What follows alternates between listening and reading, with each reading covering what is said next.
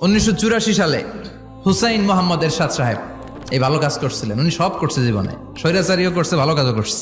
উনার কারণে আজ অবধি এই 84 থেকে আজ বাংলাদেশের রাষ্ট্রীয়ভাবে সাপ্তাহিক ছুটির দিন কোনটা?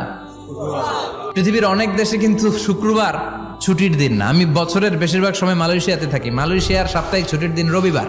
খ্রিস্টানদের সাথে অনেক বিজনেস, তো তারা যদি শুক্রবারে ছুটির দিন করে তাহলে সপ্তাহে 2 দিন ব্যবসা বাণিজ্য কাটা পড়ে যায়। নিজেদের কারণে শুক্রবার বন্ধ, যাদের সাথে বিজনেস ওদের কারণে রবিবার বন্ধ। আমরা আলহামদুলিল্লাহ আল্লাহর দেয় পবিত্র দিনটাতে পেয়েছি জুমাবার। আলহামদুলিল্লাহ পড়েন আলহামদুলিল্লাহ।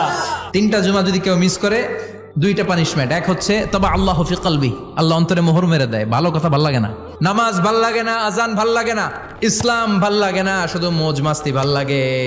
এরকম আছে না নাই? জুমার নামাজে যায় না। আরেকটা হলো কুতিবা মিনাল মুনাফিকিন, মুনাফিকদের খাতায় নাম তুলে দেয় আল্লাহ হেফাজত করো।